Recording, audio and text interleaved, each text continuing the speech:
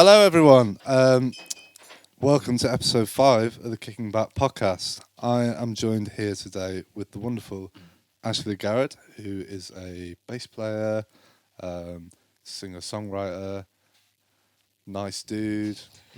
You know, you're going to find out a lot about this guy. He's a cool dude. He's a cool dude. And of course, the usual suspects at the back, Matthew Campbell. Hello. Yeah, it's going to be an interesting episode. Today, running people at the back, we've got Alex and George. James can't be with us today, unfortunately. Not like he's dead or anything, but you know. Good to know. So, yeah, Ash, how are you, mate? I am swell. You had a good day? It was a good day, yeah. I had a nice 8 hours and then an additional 2 hours, and now I'm here. So, for people that don't know, what have you been doing with your day? You work? Well, I work in a nursing home and have done for the last 7 months since June. This is June. And how's it been, man? It's been really great. It's been really fulfilling and a really great way of keeping me occupied and doing something in a weird time. Obviously, we've all had a bit of an upset as musicians and other folk that we have to kind of re-evaluate what we're doing and how we can do it. Yeah. And I've been able to do that by just jumping into working in a nursing home and then writing songs about my feelings, which is really how you do it, isn't it? Perfect, man. It's a perfect blend of jobs. It's a wonderful thing, man. Major respect to you for doing that, man. That's not an easy job by any means. But of course, we have you here today because your band, That Old Quiet Lighthouse. Correct, well done. I said it right. You did. You just put some stuff out. Do you want to tell us a little bit about that? Absolutely. So we just released our second single, which is called Juniper and Rye. It has taken maybe 2 years, but you can't rush perfection. Of course, man. We're building up to, I think this is the first time I'll ever announce it, we're building up to an EP. I haven't titled it yet, but it's coming out next month. So this will be the last single from that. It's all kind of pre-2020 music, so it's kind of like 2018, 2019, 2016 Ashley and co. So when you say that, what's have you gone through a journey? Or is there something different about you from now and 2 years ago? I mean, yeah, I would say so. Like, I was still a little wee lad running my way through music college, trying to figure out how I wanted my hairstyle. Clearly, I've not got there yet, but that's working, man. Thank you. You're rocking it, bro. Lockdown hair. Yeah. Thank you. Yeah, it's going to be lockdown hair for the next 5 years, I think, until I go bald. But I mean, when I find I write music, it's capturing that moment of who I am and how I felt. And That Old Quiet Lighthouse is definitely like just catching me, trying to be a younger version of me, looking towards like an older version of me. So like when I look back on this EP and Juniper and Rye, which I wrote in like second year of music college, so I would have been 20, 19. My head was just in such a different space, and like even playing that kind of music and like looking at the release and seeing how people interact with it is super cool. Thinking like you're listening to me that doesn't exist anymore, but has like a little cozy compartment on a beanbag in the back of my mind.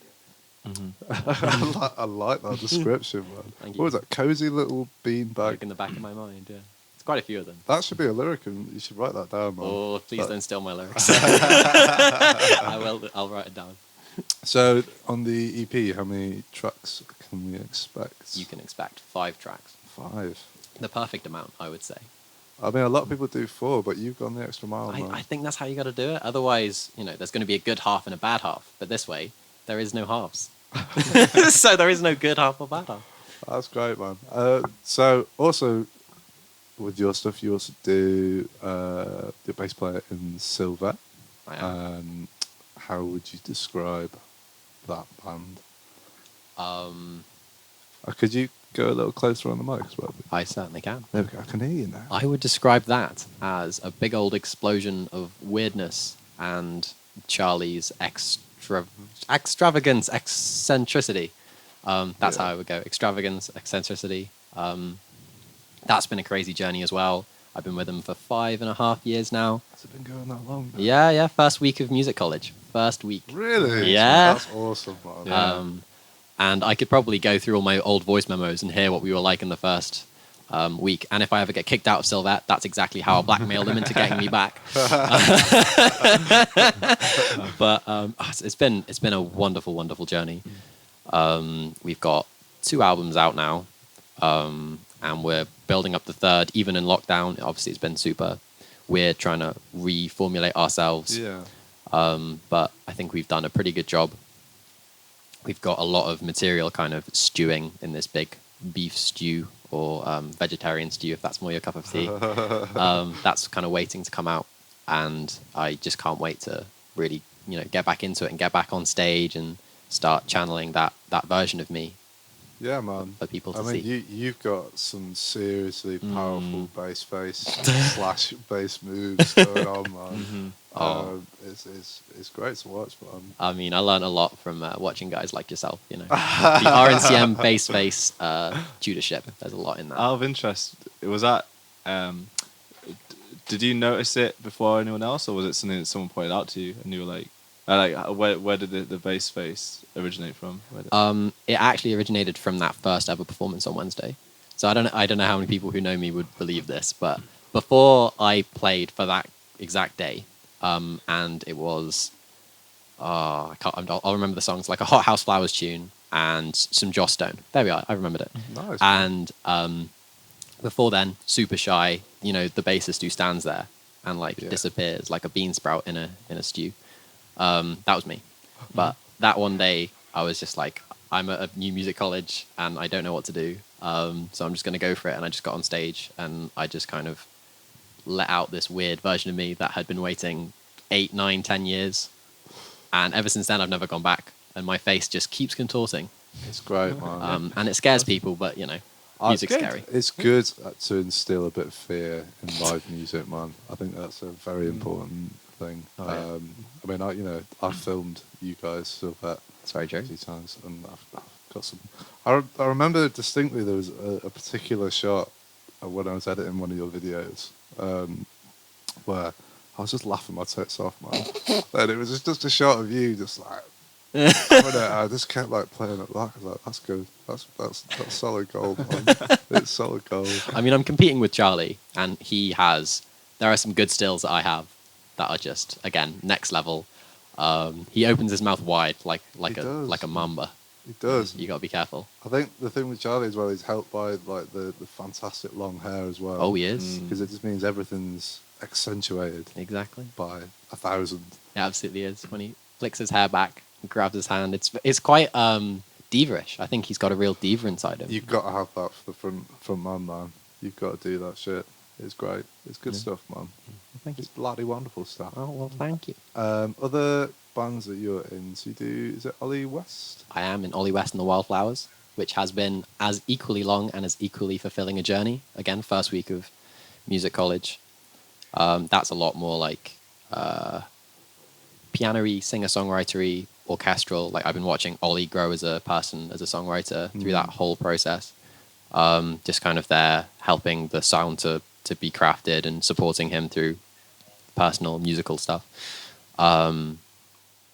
That has been quite eye-opening. Not Sylvette was kind of the stuff I used to listen to. I heard a lot of Chili Peppers in it. A lot of I just want to play really loud, stupid bass lines. No offense, Flea, you're great. But, there was a level of just over-the-topness to it. Whereas Ollie was a lot more opening his heart in a way that I hadn't quite learned how to do yet. So I think I learned a lot of that kind of watching him. I'm saying this as a bass player, and I don't know how much that means, but I think us bass players, we have a lot to give, a lot to say. There's a lot of I think obviously I'm going to say this as a bass player. It's an underrated instrument, man.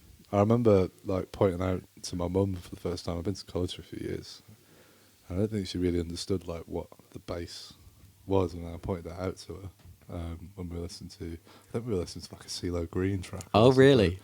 I was like, "That's the bass," and she's like, "Ah, right." And obviously you take that out, and it's there's nothing there, man. Yeah. It's the heart and the soul, and I will continue to say that to anyone. It's the most important instrument. It is, man. Yeah. It is. Tell you what, man. I actually heard some of your bass playing, and you won't know this, or maybe you will. Scatterchild. Do you know you've done? I heard some of your bass playing on Scatterchild recently. Yes. The guy, was it Jay Plant? Jay Plant, yeah. Good stuff, man. Oh, thank you. Really good stuff. That was a lot of fun to do, actually. That's wild music. It is. Yeah, for people at home, you should. I think there's some stuff out on Spotify. You should check that out. You should check out all this stuff, man. Sylvette, Scatterchild, Ollie West and the Wildflowers. Ollie West of the Wildflowers, and of course, your music. That Old Quiet Lighthouse. My mum still can't remember the name of the band, but I'm getting there. It's taking time, but it's good, man. Exactly. So I want to pick your brain a little bit about your songwriting process, and if you have a particular approach to things, or if it's different for every track. Do you want to tell us a bit about that? Absolutely. I am a words man. I write words when I'm bored. That's kind of where a lot of it has come from, I would say. Be it like just walking along a road or like sitting in my room, whatever, processing things I'm thinking or going through, abstract concepts or like rhythms that I borrow from other songs a lot of the time. I'll have something that I look at and go, I like, the sound of this. I like the look of these words, and I like the way it makes me feel like it's resonating something with me already. And that gives me all the motivation I need to start just playing music. Most of the time, pick up a guitar and just play something until I kind of feel the Lego pieces kind of clocking together. I should start with these analogies, really. They are absolutely garbage. That's great. I'm loving these little metaphors. And that's kind of like how I learned to play guitar, was learning to songwrite. Because I was like, as much as I love bass guitar, and I just don't have the right voice to like write on bass guitar, at least at the time, which again was like first year of music college. So I kind of learned how to play guitar that way by just trying to write stuff I could play as a bass player. So I have like bass player, guitar player technique, which bass players may have figured out and guitar players might be laughing at. But it's always a very, very like, it needs to come from words. It needs to come from a concept. And if I don't have like words, I don't really know what I'm doing and I'll feel lost. And that can be really freeing as well. But that needs to be like seasoning in terms of how I write it. But it needs to come from like that solid. I really like lyrically what I'm talking about, even if it doesn't make any sense. Yeah. It feels like there is nothing more unashamedly me than the words that I write. Therefore, the music will just be that. Yeah, man. From that point. So you started writing music when you came to college then? Yeah, actually. So you'd never done anything before that point? Not really, because I only really learned how to play an instrument when I was in year 10, and that was saxophone.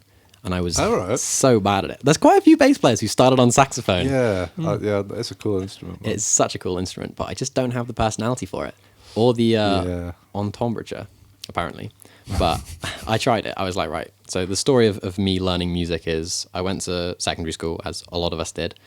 And mine was like, you have to learn an art subject because we were an arts school. Thank you, Heathville, by the way. Big love.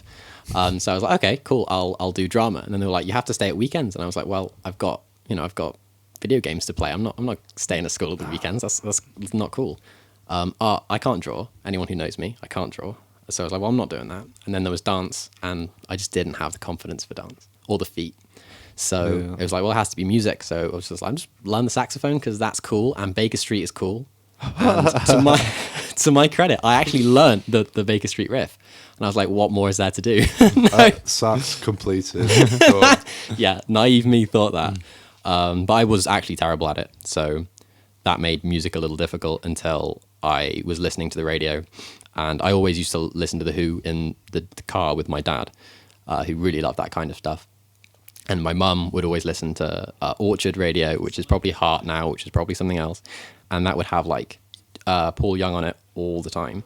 So you'd always be hearing Pino Palladino. And in my brain, I was just like, that is so cool. Yes, Pino. And Christmas came along and I was like, I want to be whoever this guy is. And I didn't figure out who he was until 3 years later. And that's kind of how it happened. And I was just like, right, I'm just going to learn bass. But I never really learned guitar, therefore. And I was just getting off playing bass because no one else played bass. I'm just going to keep playing bass, being in bands, getting gigs because people are like, I don't want to play bass. Can you? That is, you know what? It's a classic bass player story, man. It's a tale as old as time. No one wants to play it, so it's like it's the same with me, man. That's how I got into it. Was all my mates were learning guitar, and it's like, oh, we're gonna start a band. can you pick up a bass? I was like, yeah, all right, give it a go. And the rest is history, man. Yeah. What a beautiful history. I actually bought a sax. God, how many years ago now? When we were in third year of college, so however many, 4 or 5 years ago. Yeah. I was like, cool, I'm going to learn this because this will be fun. And we all lived together. Was like 6 of us? No, it's second year, right? Because it was. second year? I know well because I was next door. So I had paper thin walls, man. Oh. Yeah. Brad's an early riser as well, so you know, it's like here comes the scale practice. And you're still living with him. Yeah, I know, man. Well, it got better. Well, it got better, but then like I pissed everyone off Right. that much that I just had to put it down. I wasn't naturally gifted at it anyway. Right. It was just like horrible, like squeaky, like. No, but I think no matter how gifted you are, I think you have to go through that. Absolutely. Phase, no matter- Absolutely. I think you have. There's like an acceptance of sucking at anything you start off with. It's like, well, I'm just gonna suck and see what happens. From there. That's a brilliant way of wording it. That is the start of skills. It's like you have to accept that you're going to suck. Yeah. I like that. I thought because I'd played tuba for like 8 years. Wow. So I kind of thought I had that, like, at least some sort of embouchure. Yeah. So, like, obviously it's like a slightly different thing because you have to bite the reed and all that. Sure. But I thought I had it, Yeah. but I didn't. I just didn't. Yeah. So I ended up selling it. To be fair, I bought it for like 150 quid or something. So it wasn't the best. How much did you sell it for? Are you a savvy buyer and seller? You know what? I feel like it was another one of them where I got away with it, where I sold it for the same amount that Nice. Same with my car. Sly you dog. don't. Sorry, yeah, of course you. So I bought a few years ago, 3 years ago, I bought a 1994 Peugeot 306 Right. for £250. Okay. Absolute. I love that car.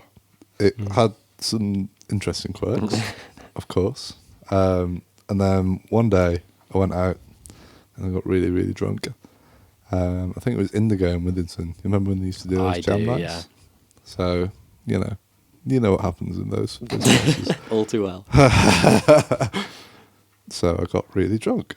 And the day afterwards, I was meant to go and get my car MOT'd. So I woke up the day after not feeling great, Ash, I'm not going to be honest. So I went down to the car park underneath the flat where I was living. I was like, right, let's just get this done. And I'm going to hang out. I'm going to order pizza. I'm going to chill out for the day. Student dream. Yeah, man, it was beautiful. Went to get my keys out. Got my keys out, and my car key wasn't on my keys, which is very odd.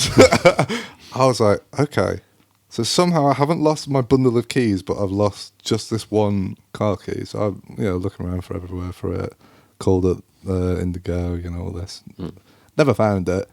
So I ended up leaving the car in this underground car park under the flat for like a year. And basically never used the car again. And then I was like, right, I've got to get rid of it. I'm moving out of the flat, So I went down, and it turns out over that whole time I'd left the window open. And basically, so I'm not pushed the window. Oh yeah, because the window didn't work, so I could just push the window down. Sure. Of course, yeah. Okay.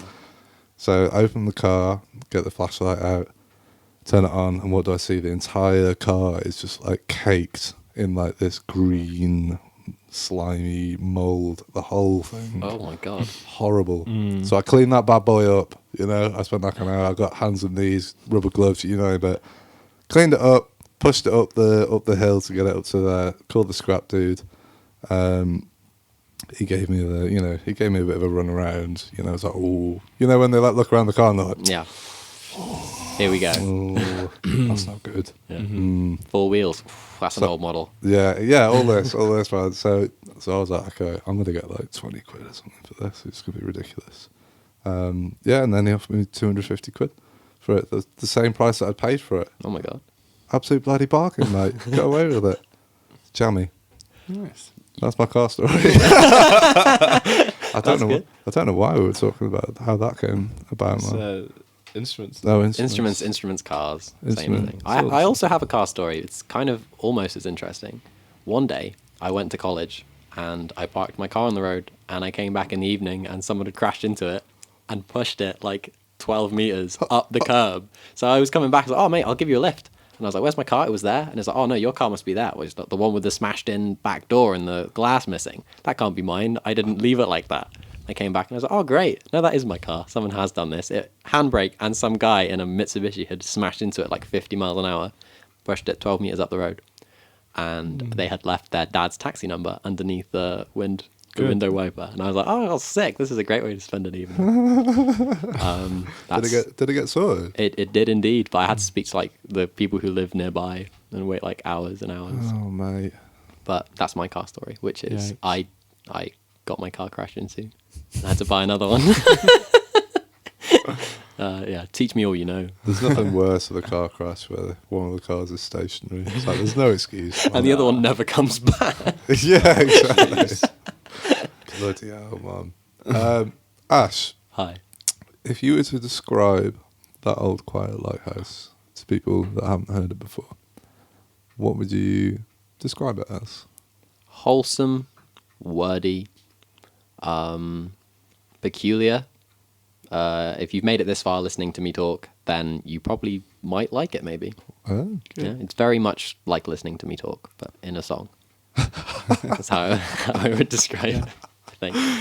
I was like looking for like genre names. Or Oh, something, really? But my God, I'm so sorry. No, Ash, that was great. That was great, man. I love that. Genre names are hard anyway. They are hard, and they're not. Like, especially for a band like yours. So what are you going to call that stuff?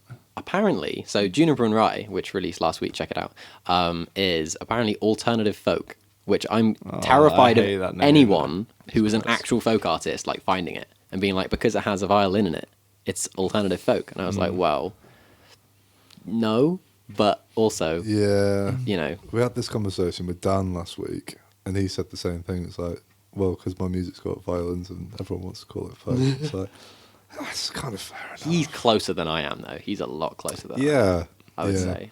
I don't know why, but I can never put my finger on it. Like, when I think of folk, I'm just thinking of like very boxy interpretation of folk, which is probably unfair to the entire genre. To be fair, it's a very, very broad, it covers a massive scope of it does actually stuff. Man. So it's so if you were going to say, would any particular artists that you think that you sound like or that you draw influence from for your music?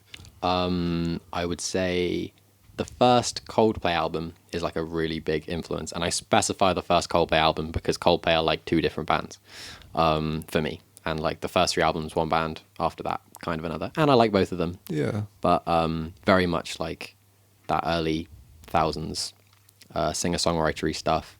Recently very influenced by Big Thief, as a lot of people are. Very, very sick, awesome group. Florist, if you've ever heard them. No, what sort of stuff's that? It's like a little bit electronica, but mostly like singer-songwritery, very like open-hearted. It is like taking a bath in someone's childhood memories, is how I would describe it. Man, Ash, you've got such a way with words, man. It's a beautiful thing. Yeah. It's beautiful. That's the thing. Like I can't use music terminology because I just feel like it just hits like a wall. I'm like, oh, I'm not getting anywhere. So I just say things like that. No, I like it, man. I like it. They're wonderful. You should check them out. What they're called, Florist. They're called Florist. Okay. Yeah. And the saddest thing, right? I'm sure everyone who's been to uni understands that last minute we're going to do the assignment like the night before, and completely underestimating how much time it's going to take.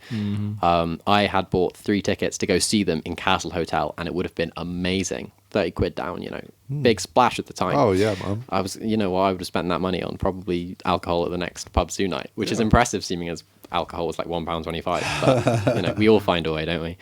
Especially when theory is the next day. Absolutely, man. But I was so excited about it, but I actually had to like not go to that gig because I had to spend close to like 9 hours recording me talking about how influential this music piece was in Social Network, written by Trent Reznor, the music score. And like I loved it, but I was just like, I had to spend 20 minutes talking to a camera. And I'd written my script and I was like, this is 20 minutes. 5 minutes in, hit the bottom of the page. And I'm just like I've got an hour before the deadline hits. I can't see this band. Just out of interest, what mark did you get for that particular? 85. Out of 100? Yeah, I did really well. I did really well. See, I didn't deserve it. But apparently I can blag videos and talking. That's good, man. Or at least back then I could. I don't know who I even am at this point. But Florist, good band. Missed the gig. I'm sad. I don't think they'll ever come back. Where are they from? They're from America. They are from, I want to say Seattle, but I might be wrong. I might be wrong. But they're big influence. I was gonna ask like about the wordy stuff. Like, is that more from reading, in terms of influence, or is that like artists like Big Thief as well? Just like the lyrical stuff. I would say I don't do an awful lot of reading at the moment, so I think it's kind of more from the way that I've grown up engaging with like creative writing and like my own voice and finding interesting ways to word things. Definitely like Pine Grove, big influence, man. And they, in terms of like the way they get across lyrics, I just find it so mesmerizing. They were like one of the big ones of, I've always found lyric writing really, really interesting. And whilst a band like Radiohead go for something really interesting but quite minimal in terms of the words that they use, a band like Pine Grove, will go for really intriguing words that I find really, really interesting. I'm trying to think if there are any other bands or like artistic sources that have influenced the way that I use lyrics, but I think it's mostly just from the way that I talk, and like how much fun I find using words that I don't expect to, like people aren't used to, or things that sound great, like egregious. Like that's just so much fun to say, and it sounds like General Grievous, and I'm like, I want to say more words like that without getting sued. When you write lyrics, like how do you approach that kind of thing? Like, because it's such a difficult thing. I mean, I don't write more than like sentences or like paragraphs. I don't know. I more sound is the way. I just realize certain sounds just are beautiful. Do you know what I mean? I love analyzing other people's lyrics and realizing how much of it. It's like, it's not like necessarily rhyming. It's just like matching sound in a certain way. It's a kind of a different thing, I think. So I tend to just do it. Like when we had Dan on, he was saying a similar thing. Like he'll just sit there, just like kind of like looking for something that makes sense purely from that perspective. So, and then trying to find words from there, I guess. And I don't know, it's a funny thing because it sounds like it ends up being like it will be about nothing, but it's kind of like the thing that I really enjoy is when the sounds give you all the meaning you need. So and even more than that, like the way it's sung is more important, to a certain extent. So like you can tell someone's feeling by the way they're singing a particular vowel sound or whatever. That's kind of the way I think about it. But I'm so new to all this stuff, man. So that's a really interesting way of taking it. 3 years from now, I'll probably say, "What? That doesn't work." Well, when you're on my podcast, I'll grill you about that. Yeah. You're going to start a podcast? Ash? Oh, we're all going to start podcasts. It's the way to do it, man. It's fun. I've been told to start podcasts. I've been told to start stand-up by like multiple people, which I just think is the craziest thing in the world. That's a brave move, man. I know. I'm not going to say the time for stand-up is over. It's not. But if I had a chance to get into stand-up, that boat sailed back when I was in primary school. You know what I mean? Well, never say never, man. Never say never.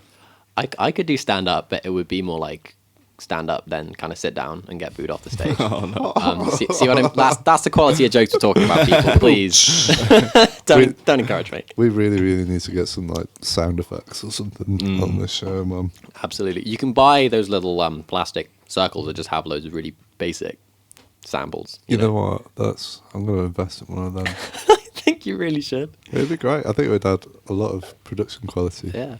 To our already very high quality. I mean, this space is great. You need a USB, and the USB can just be like. Yes, I'm here for it. That's all you need, man. That's all you need. So, Ash, in camera 2, there's one that's nearest you. I want you to tell people where they can find your music online. My music exists in a variety of places. It Go exists on YouTube. There's a music video and a song. It exists on Spotify. There are 2 songs. It exists on Apple Music. It may well exist on Deezer. It might also potentially exist on SoundCloud, but I wouldn't recommend either of those. So YouTube, Apple Music, Spotify, and then you can find me. I'll be playing like extracts of songs that I'm writing that you may well never hear again on Instagram. And Facebook, I will sometimes post. And what name are they going to find you under? You're all going to find me on That Old Quiet Lighthouse. Bam! There That's it is. what we wanted. That's the TOQL. money. Right. That Old Quiet Lighthouse, boys. You know, just remember, there's a lighthouse and it does not produce that much sound. And if you found an account that has like loads of windmills on it, that's the right one, man. That's the right That's one. me. Yeah. So who else is in the band then for that? It's Gabriel Alexander, it's Yeah. James Cook, and it's Louis Campbell. Louis. Oh, I met Louis. Yes. He's an Right. actual folk artist. He plays actual folk music. Oh, right. Okay. So that's why it's allowed to be called alternative folk, because he's on it. He's the reason. Exactly. So in terms of when you're doing the writing and you bring it to the band, how much of an influence do the other members have on sort of the final thing, or do you sort of flesh it all out and say, here you go? It's somewhere between there. Like there's a lot of flesh already on it that I kind of add, and then they kind of help translate it. With this EP, the production choices that James Cook has done whilst he's been mixing it, and big props to him because I couldn't even mix like 30 seconds of a sample track, let alone like an EP worth of stuff, and he's done a really cracking job. They've been really important, like these production elements that have helped the song come together. And that's kind of outside of my expertise, whereas like I get what kind of sounds and how I kind of want to feel, which is why I think like me contributing to the structure is really quite important. Yeah. So like I like the structure to come from me, I like the melody to come from me, I like ideas for guitar parts to come from me, and like the bass line will just be me improvising something like over a few takes because I wanted to be the rawest version of what I just go to. Yeah. To let that be whatever it is. But they really are quite important in streamlining my ideas and adding that kind of spark that it's really hard to get if you're trying to do everything on your own, or at least for me. So pretty important, but a lot of it does come from me. So a lot of it's Ashley bedroom stuff, and then they're just like screws and Just adding shiny sounds and stuff. the polishing. Very important. They're wonderful people. Yeah, man. Yeah, that's cool. So in terms of 2021, this fantastic year. that I'm we've glad just to be did. here. Yes, I'm glad that we're all here and we're all okay. Agreed. What's your plan in terms of music? Have you got, obviously, very uncertain times at the moment. Indeed. But do you have sort of a focus that you want to be doing for this year? Yeah, I do actually. I want the TOQL album to be recorded this year and hopefully get that journey underway. Yeah. Kind of like June, July, August. Although I was throwing dates out last year for releases, and I've learned from that mistake.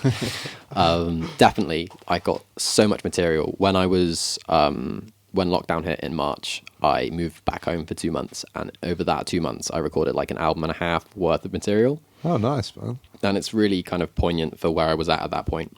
So I'm super excited about getting that out.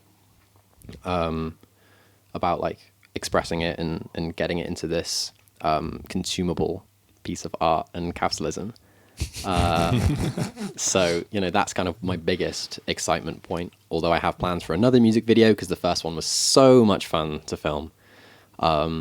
So I want another music video. I want an album recorded. Sylvette stuff and Ollie West and the Wildflowers stuff is all going to be carrying on trucking. Cool. Sylvette have a tour. Hopefully that will go ahead in May if things are okay. In May.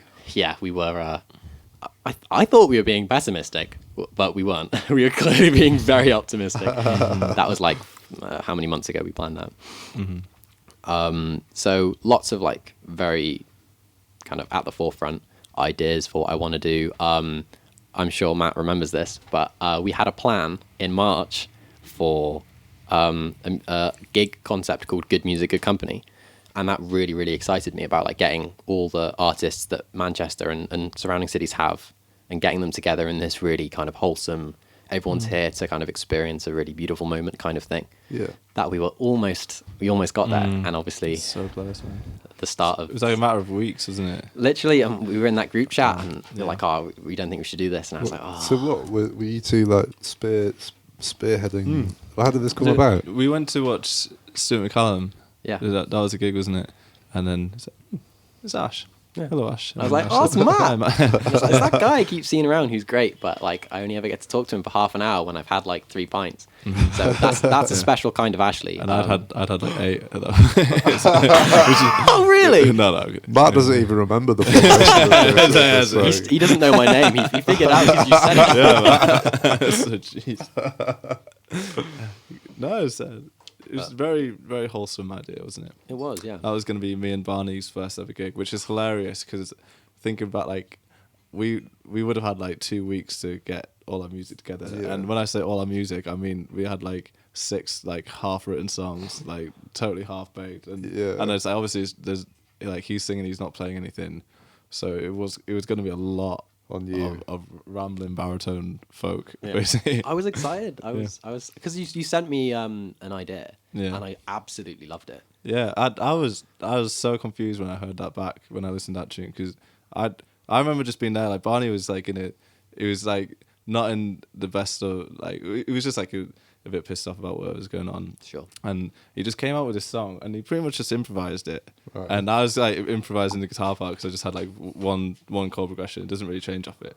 And I've recorded it and I like listened back to it a few days later. It's like, what the hell did Barney just summon? Like literally just like the sound of it, like an angel just pouring out of it. I was just so like, but the thing is, like, no one, like, you've heard it. No one else has heard it. Like, no one knows this thing exists. I think I sent it to, like, my mum or dad, and they were like, oh, cool, that's nice. But I was like, listen, am I going mad? Or did Barney just, like, release the most angelic, like, heartfelt, it's insane, man. Wow. So I'm really, really looking forward to getting all that stuff just going again with Barney, yeah. Is that the future plan? Yeah, for sure. As soon as possible. And then we can get that gig booked Wonderful. in. Yeah, so that's a big up. Hopefully I can find somewhere that's interested in like hosting us and we can do something like semi-regularly. So in terms of the kind of music and stuff you were going to put on for it, what sort of, was it going to be like nice folky chill kind of vibe? Or? That gig was, it was going to be quiet houses, it was going to be me, it was going to be Matt, and it was going to be Dan actually. So right, okay. That's not like the be all and end all concept of it. Okay. I think it at least from my end, it was like a very, I'm super up for this being kind of any direction bar like impractical ones for the venues we would choose. Yeah, of course, yeah. But I was super excited to kind of let it go wherever it wanted to go. But it just so happens that like I think we're kind of in the circles of a lot of music that kind of starts stemming from comparable places sonically, but also, you know, that everyone has their own personality within that. Yeah. But, you know, it wasn't like it was going to be loads of crazy, like, hard rock guitarists. As much as I super, super love that stuff. I think it was probably going to start with that intimate stuff. Like, I liked the wholesome, I liked intimate, and, like, those 2 words were in my head. And I was like, everything else can just be whatever it wants to be. Yeah. And it was a super exciting concept, and I'm going to get back to it. When do you think we're going to be able to have live music again? Oh, that's a big question. Well, you know, the chip in my brain that Boris is sending messages to, it stopped working a few months ago. Oh, the microchip. Yeah. Shouldn't have had that vaccine.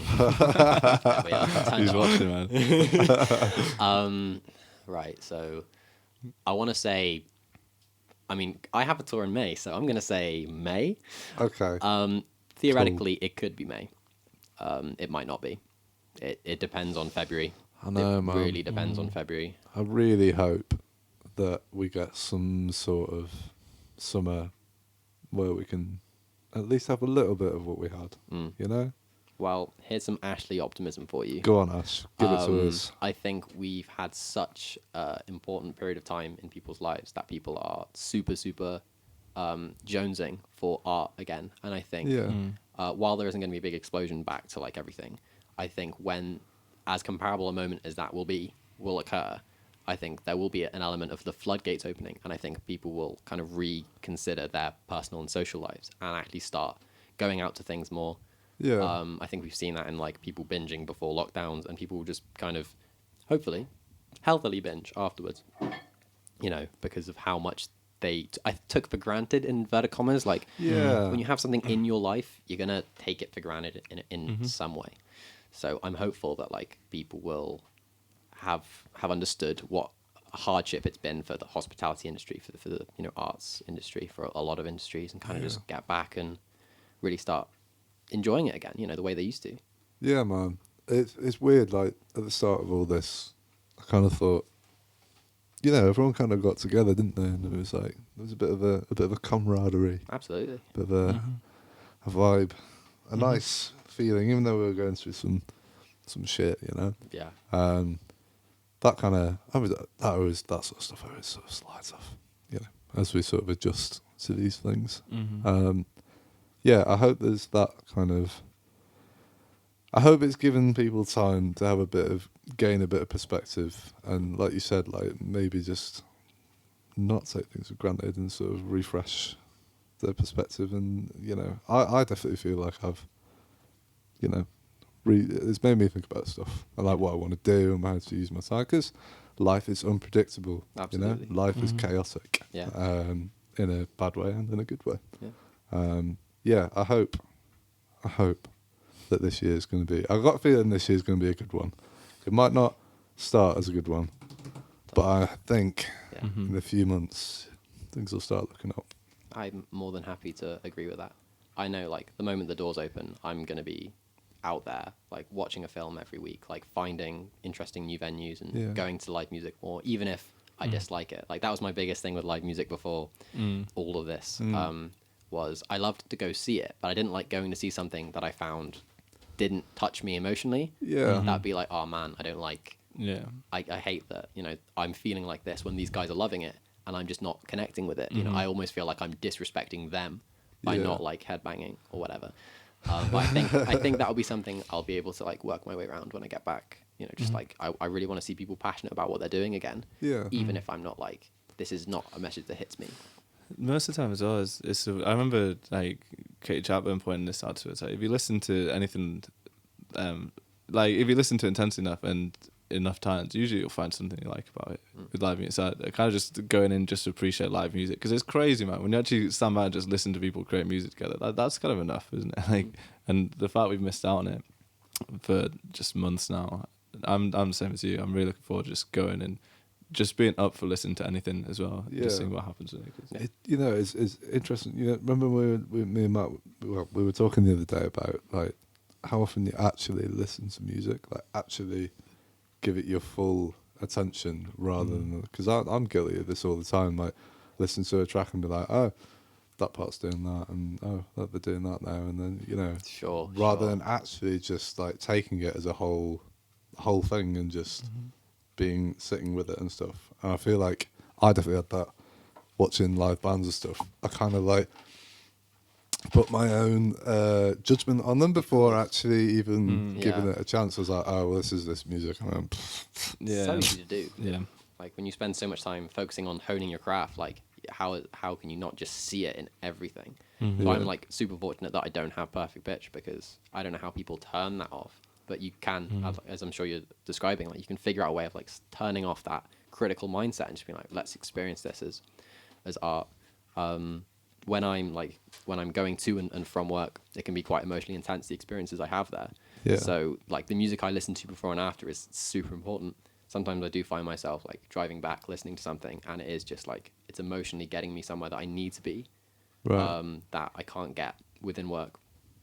And music is obviously the best possible channel for me to do that.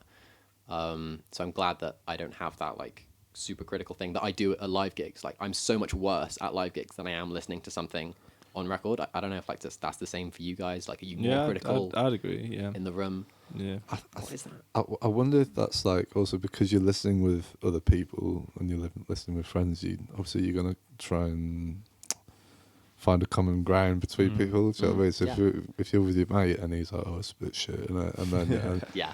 So I think it's easy to be like sway, but obviously if you're on your own, you got a pair of headphones on. There's no one else to judge it apart from you. So it's always a more genuine thing, I guess. Mm-hmm. Yeah, I don't know. Yeah, that's true.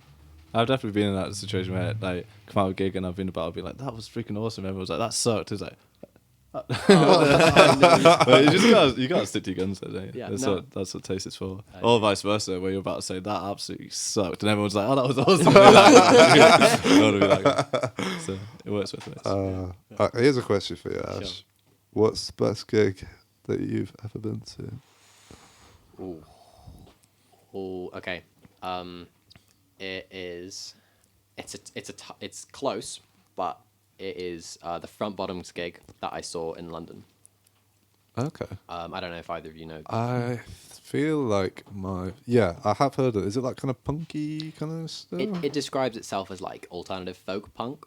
Yeah. And I would say like, but like what you would think of very validly as alternative folk punk, it is not. It's a lot more singer-songwriter than anything else within that collection of words, but those collection of words differentiate it from like Joni Mitchell.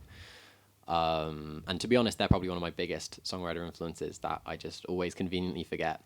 But when I was there, like, it's very clearly these really close group of people who are just playing songs straight from this guy's heart. Like, it's someone just expressing their like probably troubled teenagerhood. This really brilliantly articulate way of describing this period of time, this area in America, the culture, like super, super well. And when I was in this room, everyone knew every word to every song, including myself. Like, there was not a single song, even if, the guy's voice was going, and it was, even if he decided halfway through to read a poem for like 3 minutes, that is the kind of thing that, unless it's a really brilliant poem, I'll be like, eyebrows raised, critical mind engaged. And, I think it hurt the pace a bit critically, but everyone was so into it. Just the energy in the room, everyone was like family in that moment, to the point where like I could turn to the person next to me and just talk to them. Yeah. And when you have that moment in a gig, like there's no better thing. Yeah. To the point where I had some random lady on my shoulders for about an hour. And so me and my mate were there, and we both had like these girls on our shoulders. Like, oh, this is sick, this is part of the experience. Yeah.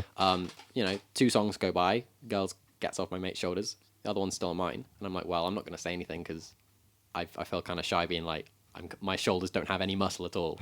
So I was like, I must just, I must soldier through for the experience of this person and for me.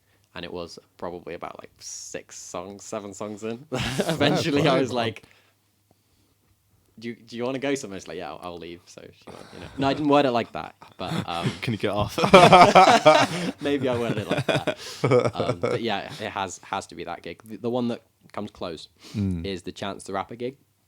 Okay. That I saw at Wired Festival or Wireless Festival.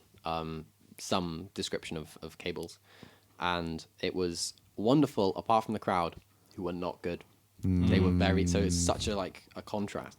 They were there just for the hits, and you could tell, to the point where I started arguing with someone in the crowd over absolutely nothing. Yeah, that's a problem with festival crowds, because obviously if you go to a gig, like, people are there generally for the band, but obviously festival is like, it's a free-for-all, man.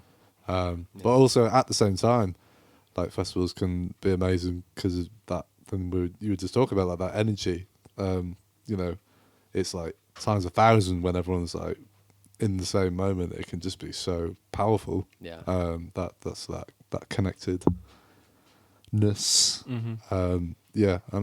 Chance the Rapper though, I've never actually listened. I've heard like maybe like 1 or 2 of his tracks, but I've never delved deep. Is there a particular album or anything that you'd recommend that I check out? I would say find Acid Rap, which I think is his first mixtape, how he describes it, but there are some really, really beautiful songs on there. Some of it's like kind of rappy stuff, which isn't normally kind of down my alley, but I really love like his way of expressing himself and his kind of artistic vision. So I would say like start there, and then if you want to hit Colouring Book, it's a good idea. I didn't connect so much with the next album, but there are some decent songs on it. Okay. So I would say go for Acid Rap. It's probably on YouTube. Acid Rap. I'm going to remember that. Yeah. This is another great thing as well. I get to watch all these back, and then all these like, little song recommendations and albums. It's like, write that down. I was like, Oh, that's great. I love what you want to hit, like those song and album recommendations from like a personal experience. Yeah. So I find Definitely. like if I'm on YouTube and I'm like, tell me the best 10 songs to listen to in this particular environment. Yeah. And then they're like, listen to this. And my brain just goes, no, I'm not going to do that. That doesn't feel authentic. I want to see someone's excitement. Exactly. So then I'm like, I'm now excited about this thing I've never experienced. Yeah, man. So that's good. What's your best gig? You tell me. Mark, do you want to? Yeah. So saw Bon Iver in London, and that was just amazing. The crowd was kind of annoying, so we were pretty far back and it was really loud. So it was quite. I was like, why am I frustrated right now? I should just be enjoying it. But if I was just like a little bit closer, or it was just like a small venue or something, that would probably have been perfect. I saw Martin Simpson at the Stoller Hall as well, and that was a bit of a game changer for me as well. He's do you know Martin Simpson? I actually don't. He's a guy about like probably like 2 years ago now. I started just desperately trying to rip him off, basically, unashamedly as well. Just like he's like master open tuning guy. You know, just like has all that stuff down. Ridiculous folk guitarist. So I just started like transcribing loads of his tunes, trying to work out how he does it, you know. And I saw him, and then that just like reaffirmed that for me. I was like, oh my lord, this guy's good. It's great to have an accidental musical sensei. Yeah, exactly. Learn everything from. If he ever finds out, he's gonna like write me a letter. Well, thankfully, this isn't live or anything. Yeah, I'll never know. And then Meshuggah as well was pretty good. That was a different vibe. That sounds like a lot of fun. That unbelievable live. When did you watch Meshuggah? I don't know, man. I got some serious concussion. Did you get stuck into the sweet? Absolutely. So there was me, Matt Brown, who's a big boy. Oh, he's a big boy.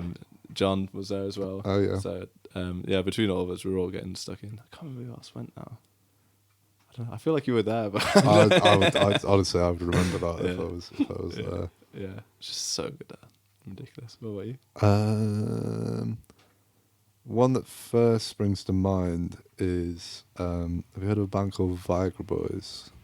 No. They're a band from Stockholm. And my good friend Ben Lejeune had bought tickets to watch them. I'd never heard of them before. And then he couldn't go, so he had 2 spare tickets. I was like, all right, me and my mate Steve, we'll go check it out. At the castle near Blueprint Studios. Yeah. So tiny venue. So you can only realistically get like 50 people in there, maybe. My goodness, just absolutely blew me away. Wow.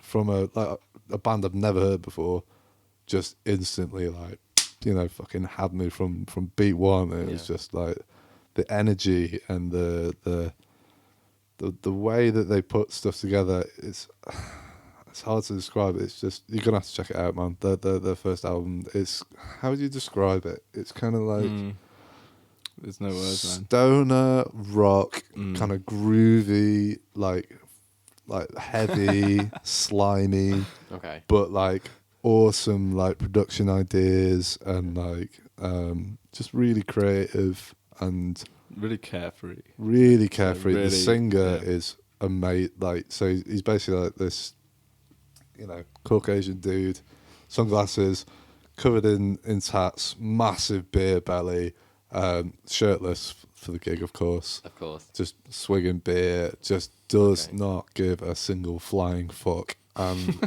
honestly, one of the coolest gigs I've ever been to. I was just like, this is awesome. So that's one. It's a good start. That's a good start, man. That's a good one. Another one, Gregory Porter at North Sea Jazz Festival. Just purely from a point of just soothing my sweet, sweet soul. That man, whenever I'm in a troubled mood or anything, that guy can just bring me straight back Voice down. like salted caramel. Oh man, it just gives me shivers thinking about him. Oh god. Yeah, I'm sure there are others, but nothing springs to mind.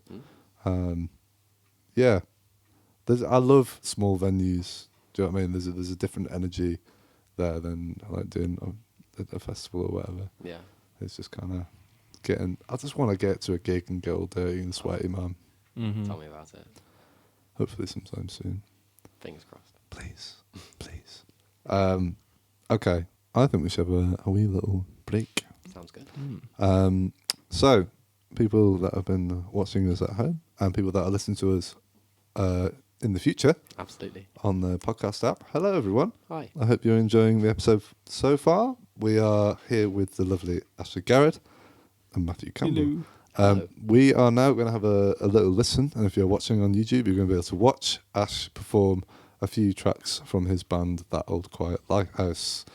Anything to say to our audience before they watch you, Ash? Have fun. You heard the man. You better have a lot of fun. I demand it. We demand sweet fun.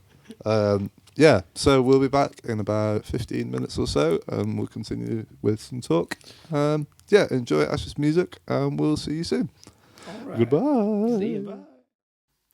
This is a song called Juniper and Rye, and I've just released it. 2, 3, 4.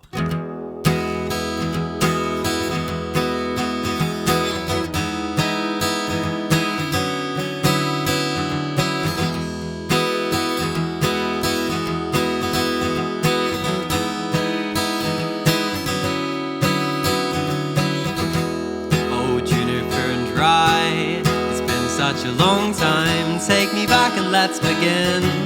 All hearts, no mind, no sin. It's easy to say let go, somewhere you've never been. When your true home is not your own, you will find your hope within. It's not easy to say, but I'm losing sleep. Tired eyes are no surprise, restless thoughts, my bed sheets. Da da da da da da da dum, ya da da da da da da dum, ya da da da da da da dum, ya da da da da dum, ya da da da da da dum, ya da da da da da dum, da da da da da dum, ya da da dum. My fortune is of a time, a clock only I can rewind. A healthy dose of my happy place preserves a semblance of grace. There is no better product to sell, but I guess that's just as well. Nothing stronger than regret, no bitter pill like forgiveness. It's not easy to say, but I'm losing sleep. Heavy eyes are no surprise, restless thoughts, my bed sheets. It's not easy to say, but I just can't keep my mouth closed to better savor perspective. When nothing's really concrete, da da da da da dum, ya da da da da dum, ya da da da da dum, ya da da da da dum, ya da da da dum, ya da da da dum, ya da da da dum, ya da da da dum, ya da da da dum, ya da da da dum, ya da da da dum, ya da da dum. Ya da dee da dee da dum, ya da dee da dee da dum, ya dee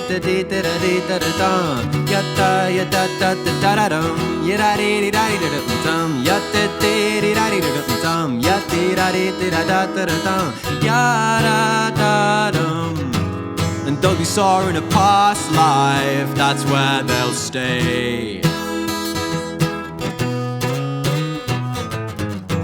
And as we move into the unknown, we can learn to remember them in different ways. As we saw in a past life, that's where they'll stay.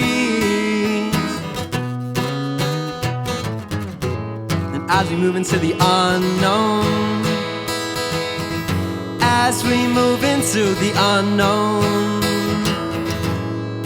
memories of them, oh, memories of them.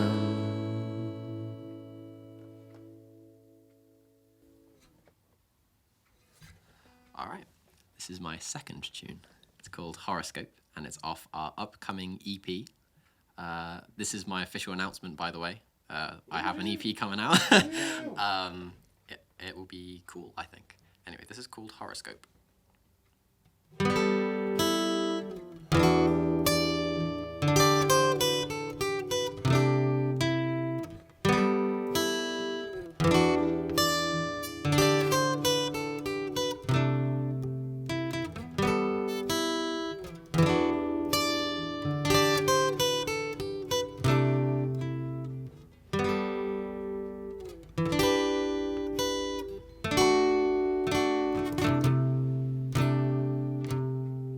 Succumbing to a river's gentle tide might seem alright, but inside there is doubt that you can't put down to lack of insight. Resting in your essence is a reason to exist.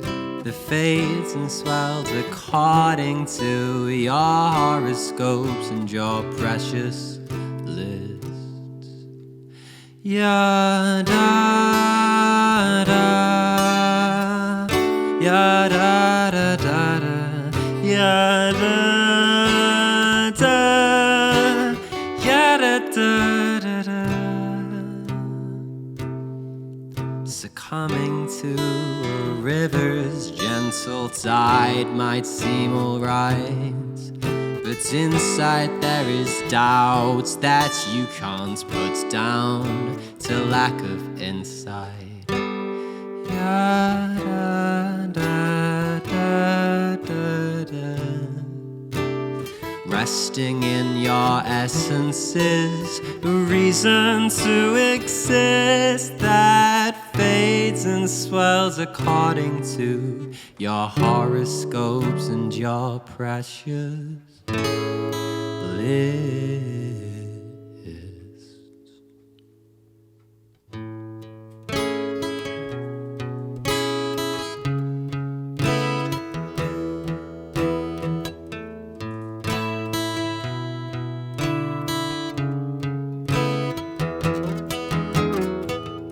How does it feel to be a useless man?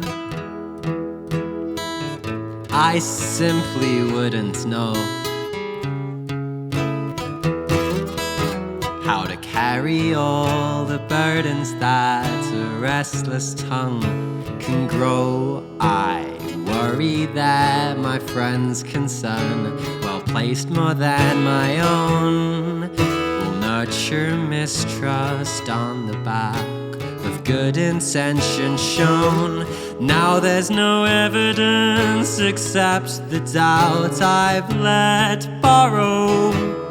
Oh, the energy once used for storing memories.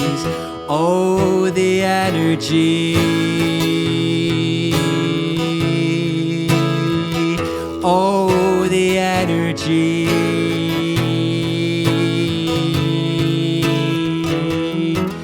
The energy.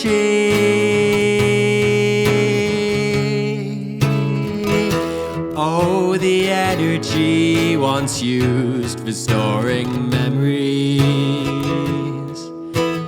Da, da, da, da, da, da, da, ya, da, da, da, ya, da, ya, da, ya, da.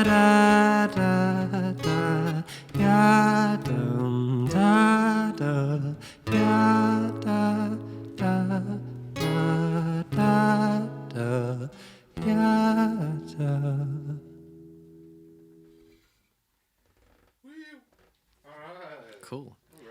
This is my third and final tune, and it requires D tuning down to a C. Tuner on. Let's go up.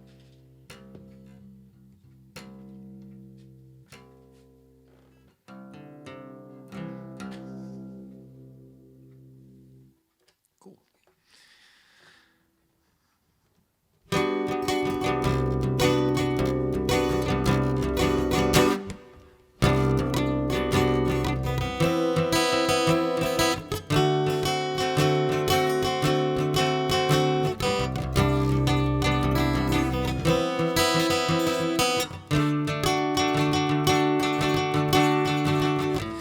beautiful people wants beautiful words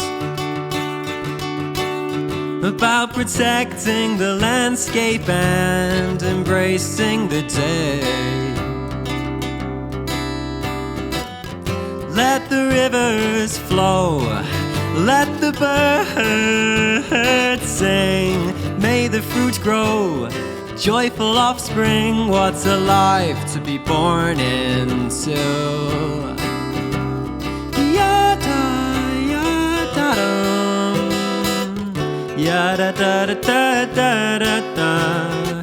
Yada, yada, dum. Yada, yada, dum. The beautiful people wants beautiful world, portrayed by the language they picked up at birth. Let the rivers flow, let the birds sing.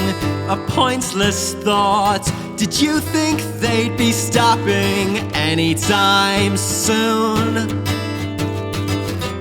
Don't kid yourself, you're as much a grain of sand, numerous and bland as you are the moon.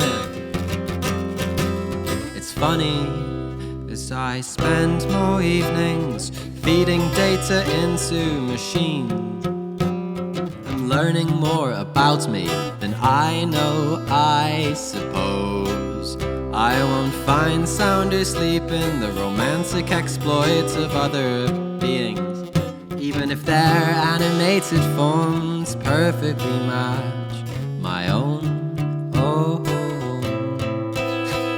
they're clearly in love, even if they're both actors, married or single. What matters is attractive, and I can believe anything I want, even if it's not my account I'm subscribed on. I hope one day I find that's love. It's out there waiting for me in self-discovery. Unfortunately, not so. Are you kidding me? It's out there waiting for me in season 13.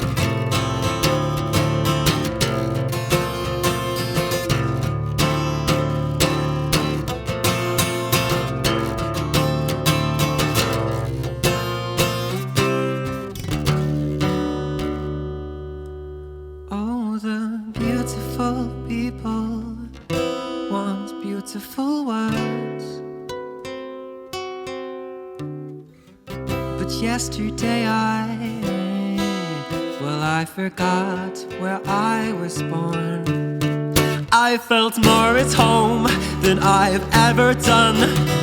I've never been to Switzerland than I ever have. I've never won a game of lies or badminton. Oh, I don't want to come from a place that you have thought upon, unless they're interested ones. So I'll admit to where I'm from. I was born out of wedlock, a bastard son. At my parents' wedding I cried a lot. 31 years young, maybe it dawned the changes mistakes can cause. It's hilarious now, 23 years on. We're just beautiful people. We're just beautiful people. We're just beautiful, the beautiful people wants beautiful world.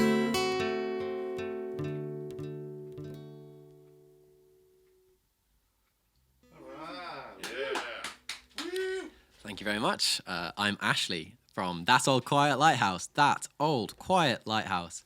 There's lots of windmills in our photos, so that's how you know. Check out us on Instagram at That Old Quiet Lighthouse. Check us out on Facebook. We're on Facebook, That Old Quiet Lighthouse. Don't go to Twitter. We're not there. It's a waste of time. You can go to YouTube, though. We're there. There's a music video there. Not the best for parties. It's me. There's an elephant. I'm walking around. It's It's entertaining. If I'm any good as an actor, please DM me and let me know. Steven Spielberg, I'm about. And lastly, I want to say a massive thank you to the RecRooms guys. You got your George, you got your Brad, you got your James. Wonderful group of people. Very, very lovely. It's been really fun doing this. Check them out, subscribe to them, do all the online stuff. Have a wonderful, wonderful day. Thank you very much. Love to you all. Bye. Bye, man. Bye.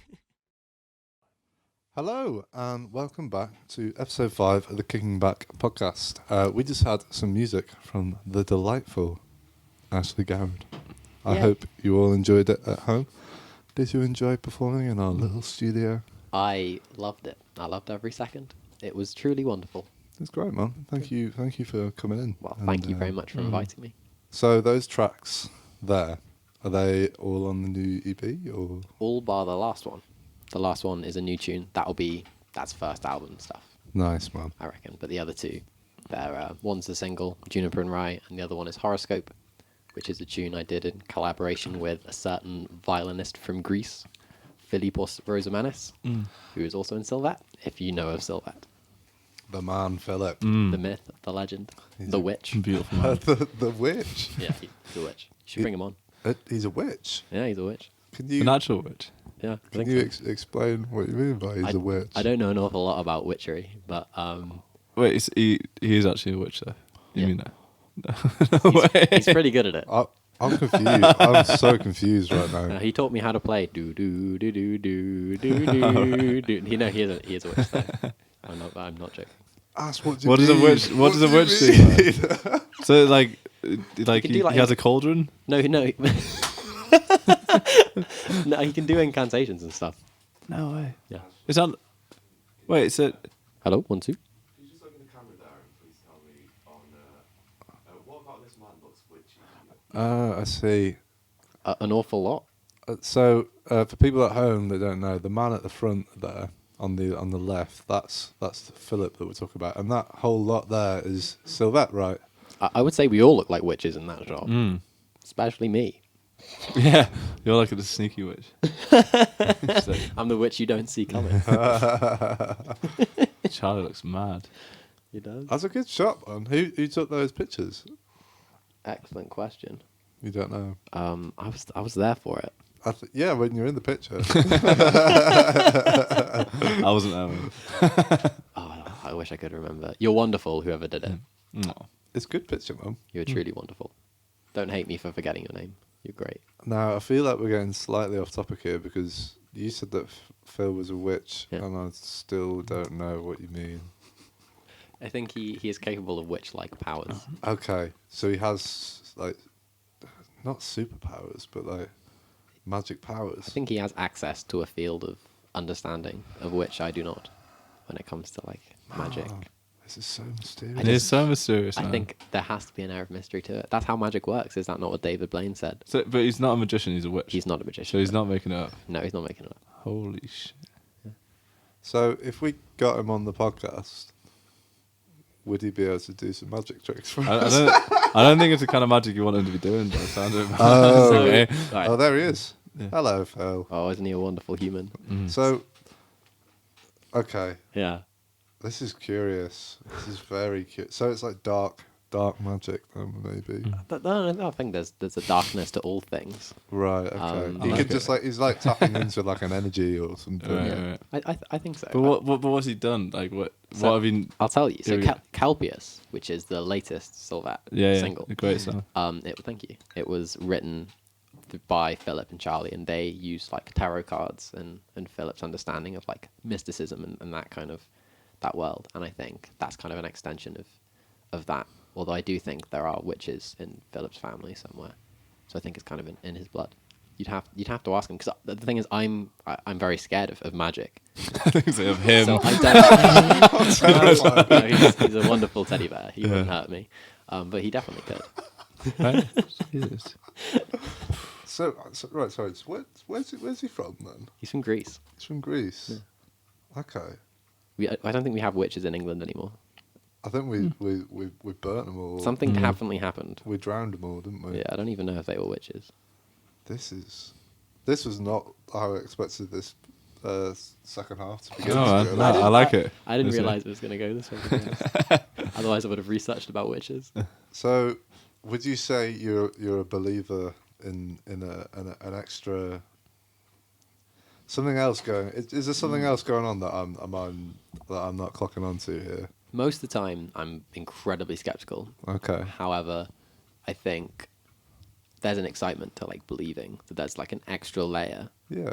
on top of this world that we don't quite understand. And I think some people are just so confident in it and so like fluent in that kind of language that I think. Well, I mean, there's like thousands and thousands and thousands of years of other cultures believing in that. Yeah. It's kind of hard for me to fight that back with 23 years of knowledge, of which 15 years I was dumb as all hell. So Yeah. you know what I mean. I would have to be incredibly egotistical to not at least respect that they're connecting with something. But that I do try. Yeah. I try and fail. Yeah. What about you? Like, I would like to.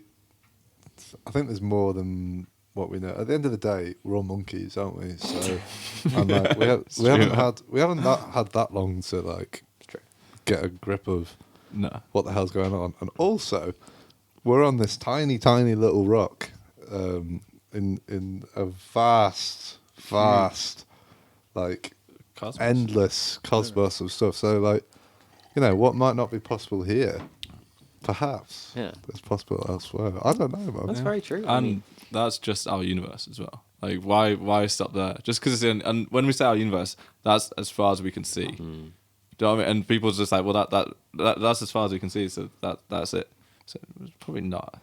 I reckon there's a lot more, man. Oh. I reckon even what we see is tiny. I think it just keeps on going. yeah. And also, like, It's a crazy thought. there's so much, like, I can't remember what the percentage of that, of just like the ocean that we've not explored. And that's just like in our own, Yeah, that's on our own little rock. It's a tiny rock, man. Yeah, I think we're still finding species, not like super commonly, but Yeah. and we're still figuring out like bacteria on our own planet, like which is exactly. relevant now for obvious reasons. But we're still a lot of truths within our own little bubble, as you guys are really articulately saying. And I think it's exciting to explore alternative viewpoints Yeah. to like the standard one as to how to like move forward with our knowledge. Yeah. But we have like an interesting little muscle here, this awesome brainy thing. But imagine like because it's like the smartest brain in this world so far as we know.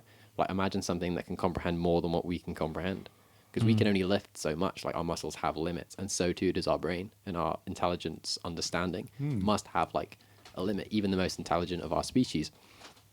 So like imagine what intelligence is above what we can understand. Yeah.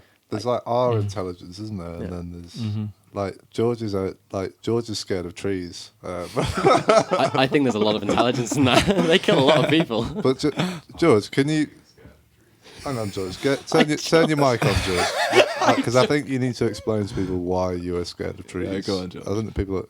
Can we hear you? Yeah. I can't hear you in the headphones. No. I think you might be Can you- muted, mate. Turn your mic on, bro. But George, have you got it, mate? Hello? We can hear you now. Right, Welcome George. to the podcast, George. Excellent. Thank you very much. So, George, can you just explain to people at home what it is you're scared about trees? Right. Well, where do you start with explaining how you're scared of trees? Like where's the good start point? I think just So, Maybe- like, the whole idea of being alive to me is a concept I understand, right? It's Yeah. like what we are, it's what animals are. They have thoughts, yeah, Like, and I can comprehend that even if I don't know what their thoughts are, I can comprehend that they have them. Trees don't do that, Trees don't think in the same way that, like, living things do. They don't, like, have a thought, Right, it's a different And that freaks me sentience. out. I don't understand it, right. So kind of like the fear of the unknown. But also, why just trees? What about every other like form of plant life isn't and unique bacteria? to trees, to be fair. Well- But trees are the thickest version yeah, of they're this, like right? the big boys, aren't Yeah. Yeah, they're everywhere. they? Is that what scares you about them? Well, we have to understand as well. We kind of need them as well to a point. They're everywhere. They're everywhere. We need them. I have They've big got respect power for over us. Yeah, man. Oh yeah. Well, I hope that's made you rethink your own perspective on trees. Write in the comment section down below. What do you think about trees? Yeah, man. Let us know, people at home and people that are listening in the future. You know, find us on our social media at RecRooms, and let us know what you think about trees. I mean, I love walking through the park and just looking at trees and just. I think they're amazing, man. I think they're the most beautiful. Like, because every single one is unique, and like I always feel like they're like reaching towards the gods, you know. Yeah. There's something beautiful about that, and they give us life, man. They give us the air that we breathe. And Bucket list. I want to climb a big tree and just look out from this big tree and be the king monkey, as you know, as we all are. I want to be king. I want to be king of the swingers. I want to be the jungle VIP. Always have been. I knew I'd get a Disney reference in this. That was fun. That was fun and existential. What is this podcast called again? What's the podcast called? It's called the Kicking Back Podcast. That's exactly what we're doing. Which is exactly what we're doing, man. We're kicking back. So, would you say you were a spiritual person in a way? I probably not. For most of my life, I've been like, well, I was a child for most of my life, but after that, I became like kind of a hardcore rationalist. Nihilism was like something that I grabbed onto when I was in like college and teenage years, which isn't, for me, the way I interpreted it was kind of inherently not spiritual. Was like everything is kind of just the way it is. There's a kind of inherent cruelty to life, and it's hard to find like the special and the magical in that. And I think as I started to connect with music, I found a different way of interpreting everything as meaningless, kind of as a mantra, and started to connect with that, like gigs on stage where you just feel connected to people in a way that you don't in any other situation. Yeah. It's like its own version of love to people who haven't experienced like playing music or that one beautiful moment, you know. The best I could compare it to is just like that moment where you connect with someone and like your eyes meet and it's like, what is this? That's kind of the closest that I think I get to spirituality at the moment. I think I'm quite stubborn. I want to be like scientific. I want analysts. I want evidence, you know, lest I believe something that is proved to be wrong, and have my whole worldview like shifted. How do you guys perceive these kind of things, spiritualism and all that? Do you want to go first, Mark? I don't know. I struggle to call it like spirituality. I'm not like there's some like divine being, and he happens to be a dude with a beard, and he's like control like that side of things. I struggle with, but I feel like there's something going on, man. In terms of our evolution. So I don't think humans are fully evolved yet either. Okay. So I think there's a long way to go. If humans are fully evolved, if you think about like the state that humanity's in just at the moment and in general, then that's crazy, right? If that's like as far as we've gotten, and that's it. It's like what, like everyone, like it's just these people are like addicted to smartphones, and everyone's incredibly insecure, and a lot of the time, everyone's just like filled with negative thoughts, and like there's this weird thing I think most people relate to, and it only tends to come out in like films and music. Most people kind of feel inherently like there's something wrong or something missing a lot of their life, and if you could find this one thing and it happens to be like a BMW or a nicer house than the guy that you used to know, sure, that's your fulfillment, right? Yeah. But it never works, and it's such a strange thing, this idea. And then even in terms of like the way we perceive time is really, really strange when you realize that you can't perceive time, you just perceive the evidence of time. So time just leaves evidence that it was once there, right? So you see like a dead flower or like fruit that's just totally gone off. It's like you can't perceive time happening. You're only ever there with it as it happens, and then you just see the effects of it. Which again, all these kind of things are really weird, because I think most people, you want to live in the past and in the future as well as the present. Like you want to say, I'm always like going back to the past and like, why did I do this, or why did this person do this to me? And I'm putting myself in the future. This is going to happen, it's going to be great. This is going to happen, it's going to be terrible. But it's crazy because you end up missing so much of what's actually good about life, which is right in front of you. And I think that's the thing that's going to evolve. So I'm not saying like humans are we're not gonna like suddenly have 3 arms or something. Maybe we will in enough time. Who knows? Like which way, or our atmosphere changes. We end up having like huge goggly eyes or something in millions of years. No one knows, man. We don't even know whether we'll make it that far. Like, God knows what's gonna happen to it. But I'd be impressed. It'd be cool. But that's the funny thing, isn't it? Because then it's like, what are we all working towards, and how much of it is, are you just living for your own life? Everyone wants to have kids, and it's kind of like that's inherently something's going to live on through you, right? So that's kind of you admit that some part of you wants to keep on living and carries on through your kids, like whatever that part is. I don't know what you call that.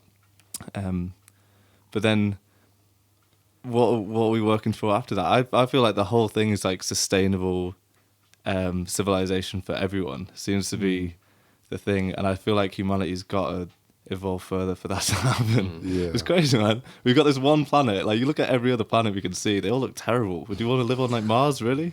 Looks like, but our planet's freaking awesome. But David Bowie was so up for it. Yeah. Yeah, but that's David Bowie. Yeah, David Bowie was wrong, I'm afraid. I don't know. It's all I think Take that back. You take that back. I think a lot of it is getting past ego, and the only reason I feel like that is because I feel like I've got like such a noticeably strong one. Like when especially like as life slows down more and more, not like ego in terms of like, hey, I'm the big I am, whatever, but just like some part of me that has to comment on everything, like it's not good enough, or like you were saying, like passing judgments on other people before you've even met them, all these crazy things, and this kind of feeling like you've not landed, or you need more before you're gonna arrive. I've got this sense that feeling isn't right, and it kind of landed every moment, right? And if you're like, I'm gonna get this and then I'm gonna be happy, or I'm gonna achieve this and I'm gonna be happy, that seems like a really strange outlook in life. But I also kind of feel like that's the normal. So this idea like I need this thing to feel fulfilled, and because I'm not enough, but this, and it always takes the place of like a better job than someone else, or a better, even like a better social status, so people hold you in better regard than they hold other people. And that could be because of your talent or your looks or whatever it is. But I find all that stuff really interesting when you kind of break it down, because it's like, what part of me is like going for that right now? And you realise it's always just a kind of insecure little voice in your head which just wants like more, like make me happy. It never ends up being happy, you know? Even when I feel like I've made it, if I did the gig that went really well and everyone's saying, oh, that was amazing, whatever, that feeling of fulfillment, if I was going for that, like I needed it, that feeling lasts for like 5 minutes. And it just disappears, and it's like, oh, now I need to do another one so people can tell me I'm amazing again, so I can feel. It's like, fill me up, give me, Yeah. And I just think like, all the while you end up missing a lot of the good things in life because if you focus too much on all that other stuff. Yeah. And I think I feel like humanity's destined for more, so people just becoming more fulfilled with like, being here is awesome, like, and then your life situation after that. Obviously that goes either way, doesn't it? But just like kind of the simple joy of just being, it's pretty cool. I don't know whether you call that spirituality or whatever, but I don't know. I mean, it's your interpretation of the concept, and there's definitely elements of it, of your version of spirituality within that philosophy. Yeah. I think it would be nice to view that, see in the future people taking the present as it is. And exactly. I think people would be kinder. It always starts with present, and then not making someone like an enemy because they seem to like you turn someone else into a concept, and it's like they're a point of view that I disagree with now, and I did, but you might not even know, man. You might not even be listening to their viewpoint properly, and that's when you like look back on all the crazy things that humanity has done. I think that's kind of the root of it. Is this like the ability, especially when you have like a group of people and you can all be right and now they're all wrong. Yeah. And it's like, you don't know each other, man. Like you're not even willing to talk about it. It's I don't know. It's all like madness, isn't it? A lot of like the history of humans, which is why I think like we've got to be destined for more in terms of moving forward. But I guess it's all essential as well. It's all like. It's all part of the process, isn't it? It's all part of life. So, I think we've evolved to the point where we now have a choice. Like I think most creatures in evolution, as the concept, don't really have the choice of what's going on. They're just following these evolutionary mandates that just exist genetically that allow them to exist as things. And we are past that now. Like, we have free will, and one who follows religion would view that in a godly way or a spiritual way. But, you know, we can view it however we choose to view it. And then it's up to each individual's choice, and each individual's life impacts a load of other individuals, which is where I find comfort when I think, like, how does one change the world? Like, a lot of what you said is trying to make things better with other people, and like a lot of retrospective, introspective stuff. You start with yourself, yeah. Yeah, and that's exactly where you do, and that's where I find my comfort when I'm struggling with the way things are and with the harsh realities and all that kind of stuff. And I think that's where it all comes back to music for me. That's where all of my emotional maturation kind of comes from. I absolutely agree with you, man. Getting that stuff out there and knowing that I can play a song, and one of the best experiences I've ever had with music is one of the Ollie West and the Wildflowers songs, Home. We did a music video for it. Right. And we got a message from someone who just said, you know, I'm this person who's been having this really difficult time, and me and the person who's been having this difficult time have been struggling to communicate. And we listened to this song and we cried together, and it helped us work through it. Like, you know, not like, haha, you know, correct, we've cured this problem, but as in, here's just a little piece of something that you can choose to help you with whatever's going on. And, you know, we're not here selling snake oil in a bottle. We're just making something that means something to us. And it may well help you in the same way that, like, whatever music has helped you individually and me in the way that it has done to get to this point. And I think seeing that was just like, I can do something good without having a microphone and a Twitter account, which is good because I don't want a Twitter account. I don't want a Twitter account, man. And, you know, I mean, I have a microphone now, but I wouldn't, you know, don't give me one 24/7. Right, what is it about music, man? I'd still can't believe how much I love it. I'd honestly, I need to pinch myself and be like, I feel so lucky because it's just this thing. And it's not free. Like, obviously, you have to have like some way of accessing it. But after that, just like endless joy, isn't it? Yeah. It's crazy, and it's just like this connection with life, and you almost can't really choose it, can you? It's just like something that is just like a gift, isn't it? Yeah. Just a gift. It's true though, man. It's so corny, but it's just like you're born and you experience, and the first time you hear it, you're like, what the hell is that? Like, I love this stuff, and then you can just spend the rest of your life sharing that. So that's the absolute like purpose of it. And then, again, the closest thing to spirituality is like, there's got to be a purpose to everything in some way. And I feel like my purpose is sharing music, and getting to the point where like I can make people feel the same way by sharing music that I feel from listening to certain musicians or whatever. That's, you know, what more do you want? I mean, there's a beautiful simplicity in it, and I think it emanates to every element of like your life. It's not super monochrome. It's like, it can be in all these different things. It can impact the way you feel about people and, you know, your experiences. I had an interesting conversation with my neighbor the other day, and they were saying that, like, they were speaking to their younger family members who said that they've never listened to albums before. And get this, right, they're in their teens. They're like 14, 15. And like, I don't know about you guys at home, but when I look back to my teenage years, it's like, without albums, there's a big gap. You know, there's a coloring book full of no color. Yeah. Just like, where's the purple broken pens at McDonald's? Like, get in there, stab it. I like, maybe I can open this to the floor, but like, albums, being a teenager, like figuring out who you are, figuring out what the world is. That's a beautiful thing, man. It's a big right. Big Listen to The Poison by Bullet for Valentine. I don't know if they ever went down that way. That whole album, just be like, I freaking love this. Yeah. Is that your teenage album? That's one. It's marked by time. So and in school it was like phases, wasn't it? So you have like, you know, so I went from like being an emo to being a mosher, which was pretty controversial, whatever that means. See, I would just big assume jump there. See, I would just assume it could be It's either. so funny, isn't it? That is funny though. Yeah. You guys see it so differently. Yeah, I know. Yeah, it's my school was like, you had those guys, and you had the guys who listened to who's your band with Dappy? Oh, N-Dubs. N-Dubs. I know the one. Yep. Was that you? I'm not saying that I listen to N-Dubs, I would by never the way. have got that, guys. Yeah. No chance. Is that you? It's funny. You must have the same thing with like albums and certain bands, like marking your sort of. Yeah, I definitely Yeah, because obviously when you're a teenager, it's such a turbulent time anyway. Yeah. Like my emotions were like, Yeah. you know, I've never Yeah. felt anything like it. It was like skyrocketing all over the place, and those albums, those particular things were like they're just like grounding points. Like the amount of times that I would just like spend just lying on the floor, headphones on, and just like stick on, I don't know, like Bon Iver or System of a Down or like, do you know what I mean? And Yeah, it was I just do. like because you were so angsty and Misunderstood, people didn't man. understand you, Yeah. and that was like a point of Yeah. centering, I guess, Yeah. in a way. But the more I think about it, like music's kind of, it always brings you back into like presence, I guess. It's like, you know, and that's where you kind of find pure joy, I guess. Yeah.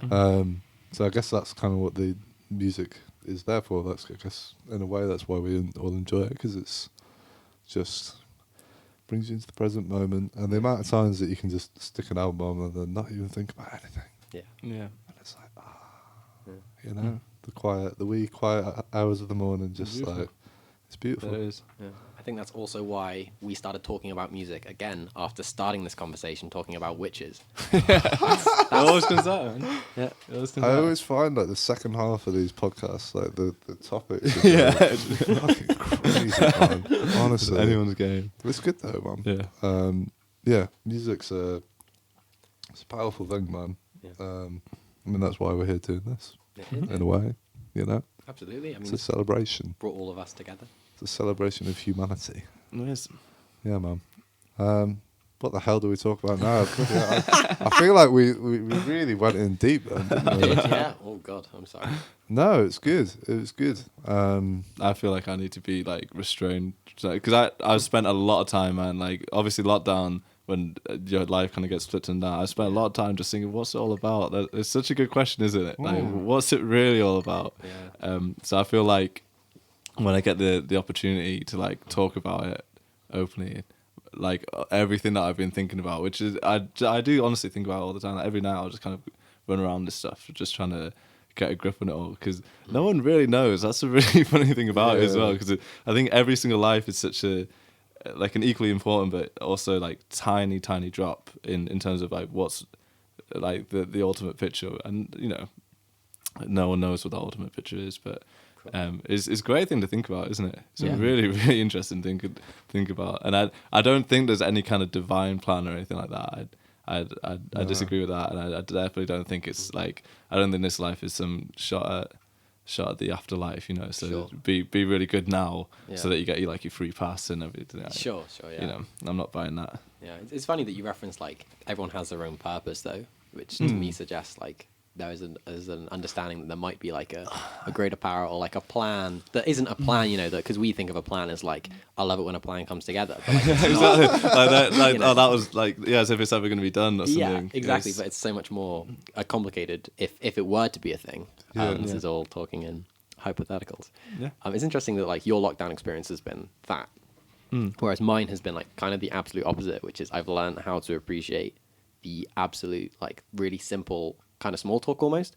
Because like when I'm at work, I'll be talking to like people who I can't necessarily connect with in the way that I'm used to connecting with people, like talking about existentialism, nihilism, and the depth of music and all this kind of stuff. Yeah. And to be honest, even like talking to like my family, that's something that isn't always the easiest thing that comes to. But obviously, when I'm at work, I have to learn how to kind of like put my weird square shaped human body into this triangle hole, and like I can do it, and it does work. But you learn how to like, you know, I don't have to sound smart all the time. I don't have to put these pressures on myself. They're like, this is what Ashley is. He's these 5 things. And if I don't hit those 5 marks, Ashley doesn't exist. And instead I am, you know, Paul. But when I'm there, I'm just like, just enjoy the small moments you have, this weird thing that you're joking about that doesn't matter at all. But it's like, actually it does, because she's loving it and you're loving it. This weird thing, this really small moment that to me, you know, a few years ago felt like it didn't matter, but in different contexts, those small things can matter. Like just connecting with someone over anything can be a joke about something that doesn't actually make any sense, or just talking about the weather. But I've actually kind of learned over the last 7 months to really appreciate just finding a way into someone's soul just through that, just through conversation about anything. Yeah, it's that I love that, man. With a certain group of people, the conversation stops mattering, man. You can talk, they could be talking about stuff that's not, but it's everything that it's almost like everything you're not talking about, or like everything about the body language or just like the presence that is like center stage, isn't it? Yeah. And I think when everyone knows that, even if like, and obviously you don't say it, guys, is everyone feeling that right now? By now. But it's true, it's like an unspoken thing though, isn't it, at the same token, man? Yeah. And yeah, I agree with you. And learning to appreciate that as well, and not take that for granted, and know that's significant, especially in your situation, man. Like the work that you do, because it is going to be challenging, isn't it? It's going to be so challenging, but the difference that you're making just by being there is insane, isn't it?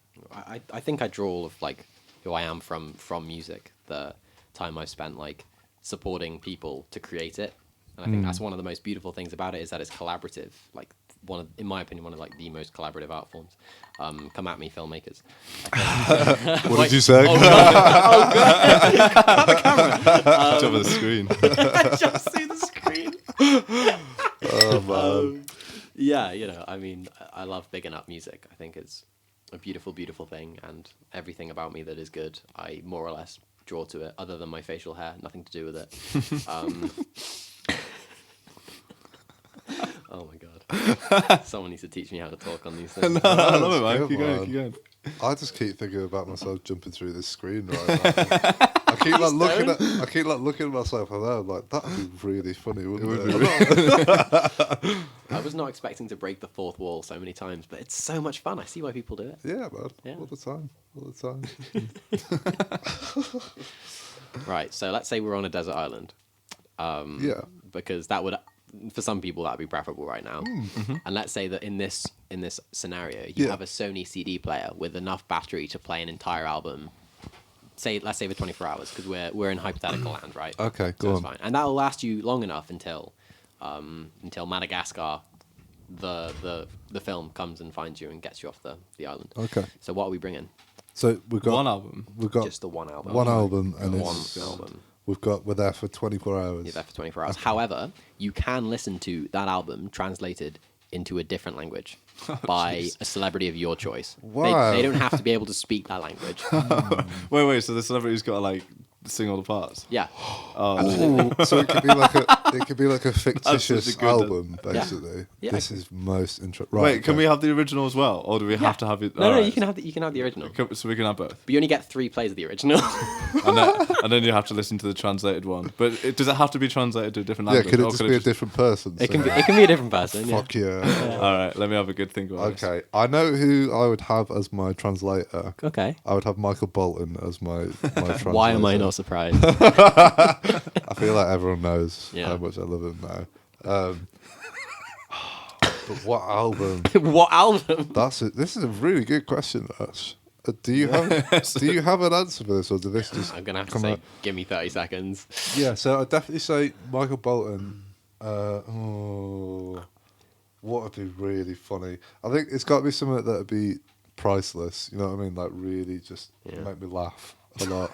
Yeah. All right. Especially if I really get 3 listens of it. All right, I got mine. Go on, let's have it. Origin of Symmetry, but done by Randy Newman.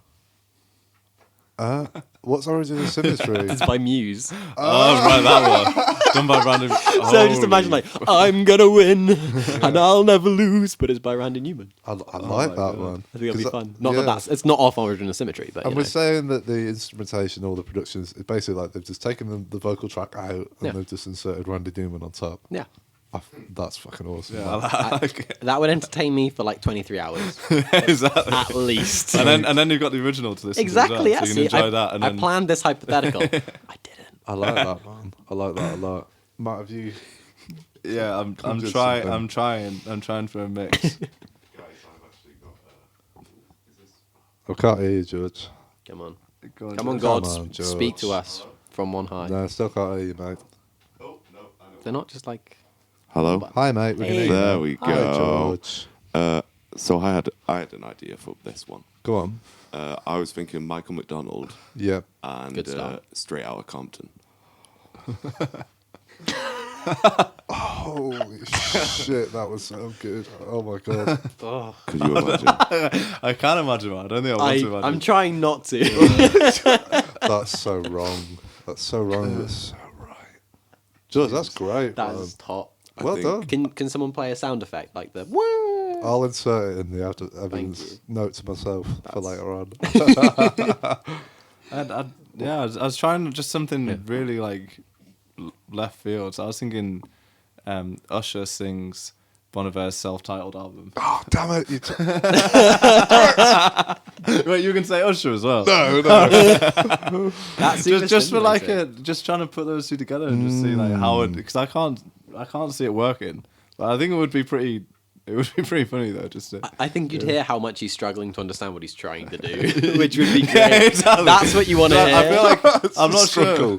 Yeah. I don't think he's ever tried to do something like that, or I don't think he's probably never like listened. He might have listened to that sort of shit. Who knows? But Maybe. Or you know what I mean? Just Yeah. like take just two things that are here. I'm quite interested by that. Just getting things that you never like let them come together. We do that with segues all the time, man. You just pick two songs that should not ever go together, and then you turn on Spotify's 30-second auto fade thing. Legit. So you just like get these two songs and you just bring them together. It's so fun. Honestly, man, the results are absolutely priceless. Yeah, If you're ever bored on an afternoon, Well, just do that. I've still got mine on now, just for the, because you never know what's like gonna come up next on like shuffle or whatever. Do you know what I mean? And it's like the next song just kind of comes in like a train. I love you get "I Will Always Love You" by Whitney Houston, and you segue that 30-second auto fade into "Me and My Monkey" by Robbie Williams. If you've ever heard that tune, Honestly, man,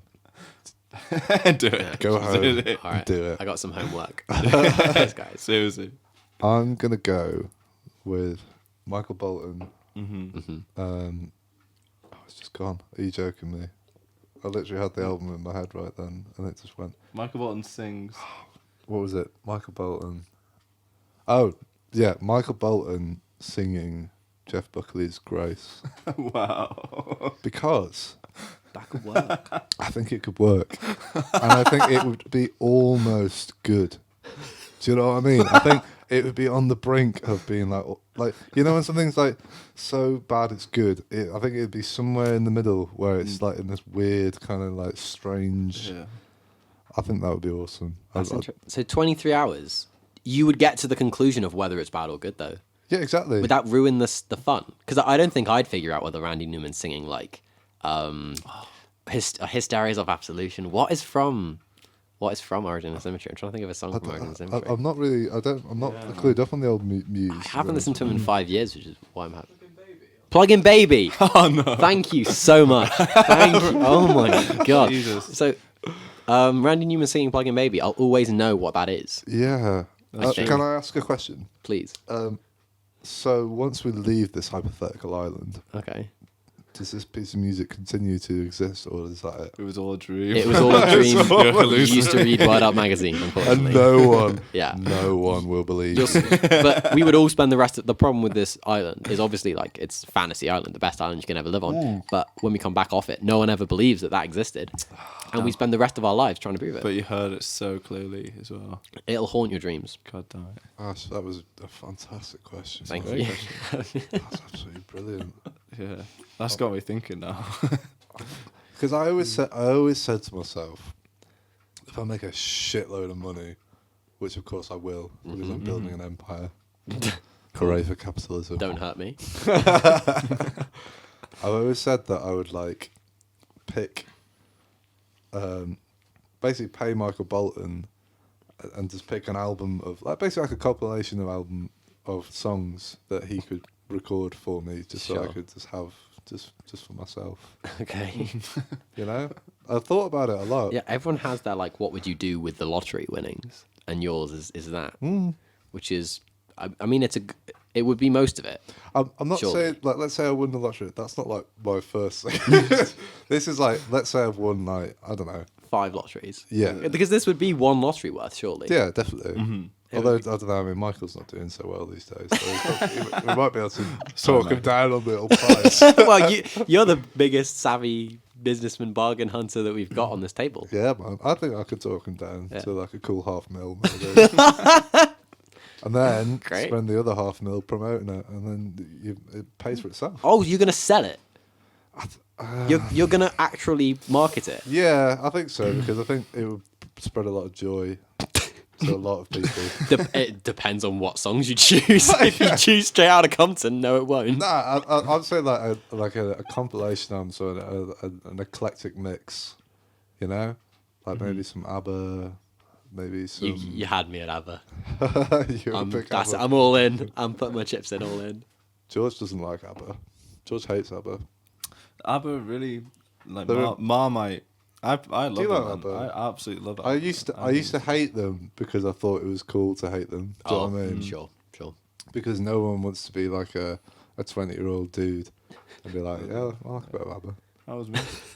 I wasn't secure enough in myself at that Right. age I mean- to really. Being a 20-year-old dude, it's not the easiest thing. No, but you But- definitely don't want to be burdening yourself. Listening to ABBA helps you be a 20-year-old dude a bit more. Deep down. Freeing, man. Yeah, I mean, I remember the first function gig I ever played an ABBA tune on, and it was freeing because it was just fun as hell. It was so much fun. It's one of those function tunes that just like buzzes everyone.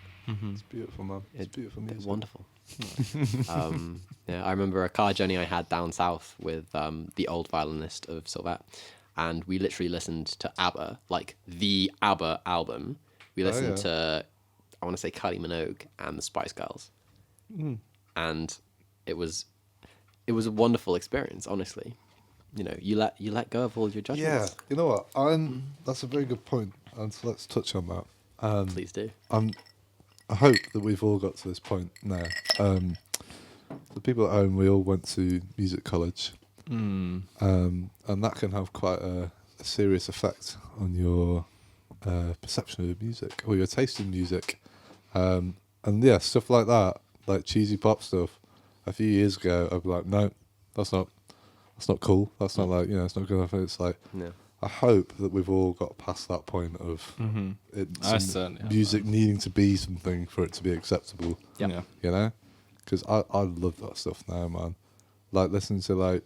Remember when we had like a boy band phase. Remember when we listened to like Blue and like. Those are blue. It was fucking awesome, man. Honestly, Boys. so much fun. It's just like, this is great music. You know, I can't believe I was like that. I feel like I've missed out on a big chunk of good quality But fun the time. weird thing is, like deep down, you still know you love it, man. Even that time when you were trying to tell yourself you hated it, or like it didn't have a purpose, or whatever. Yeah. There was always part of it which was like, nah, it's pretty catchy. Yeah. Like, there's something. lying to yourself, aren't Yeah, you? man. Yeah. I tried to stay strong. There was like I was still put on Usher every now and again. I was trying to like sneak it on so that everyone noticed. You know? So it's like Snarky Puppy, like, Yeah, sure. all the crazy stuff, and then just a bit of Boyzone. Just see what happens. It's good. It's a lot of that stuff. It ends up being really, really well written. Like, and all like Ariana Grande and all that stuff at the moment. It's kind of, and Katy Perry. Oh my god, man! A lot of her like hit stuff. Was it Teenage Dreams, the album, or California Girls, or whatever you call that? I think is it California? The album with all those hits. On. Yeah. Would have been. It's so good. It's like so well written, well produced, just catchy as hell. And is like, why would people be like? I mean, hey, if you want, obviously you don't have to like it, but I definitely think there's a lot of people out there who kind of turn their nose up, but then part of them's like, here's a tune. It's great, man. Here's a tune. Ash, do you have like a guilty pleasure? Something, do you know what I mean? Something that you're like, I really shouldn't like this. Is but this like a God, song or I a? do. That's a tough question to answer, to be honest. I do have a guilty pleasure.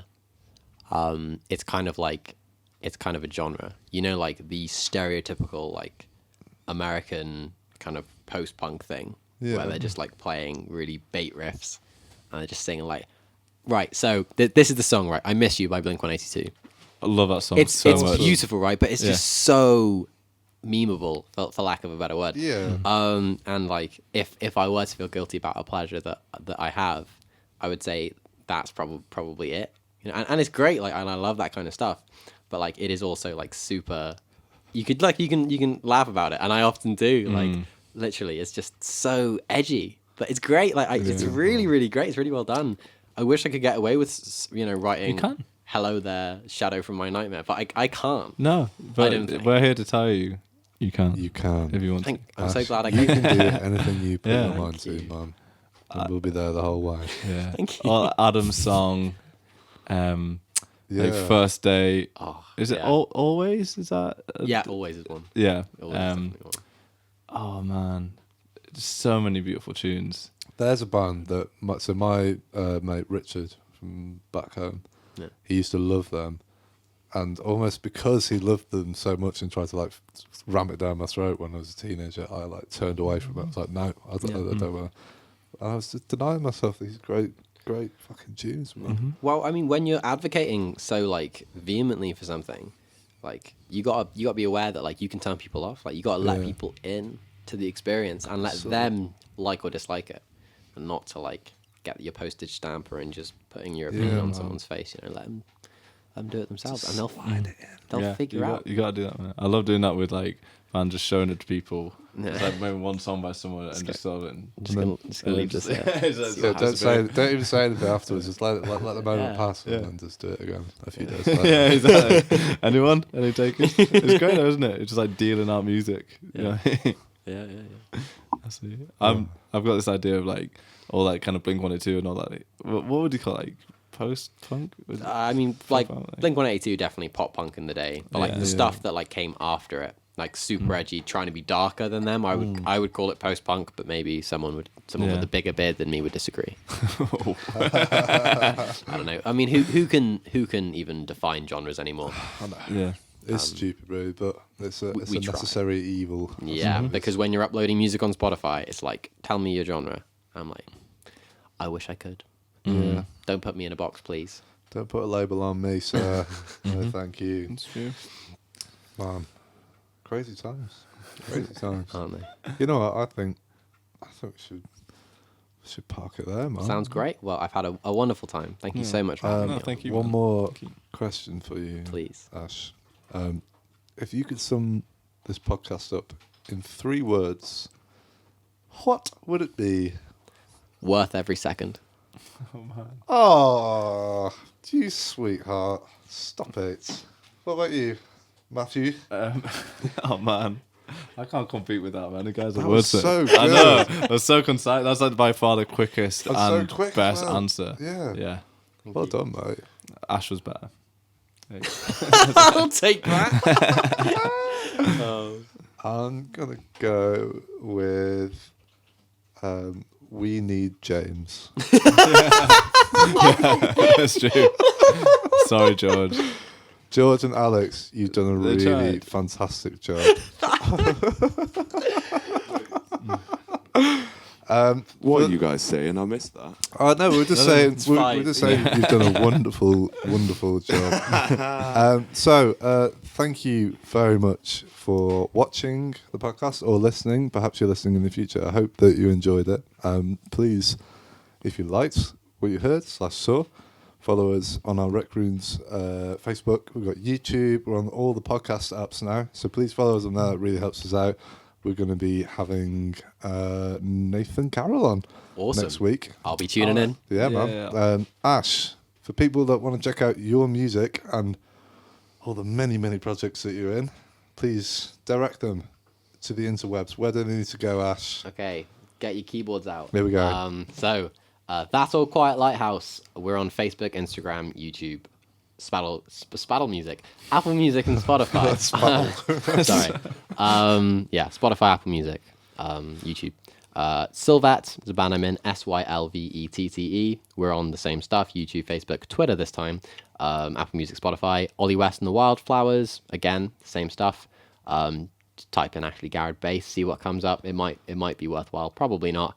And most importantly of all, make sure you subscribe to these guys. Everyone here is a wonderful, wonderful human being. This has been such a laugh in a difficult time. So, let's just have some fun and listen to some guys chat some shit. Chat some shit, man. man.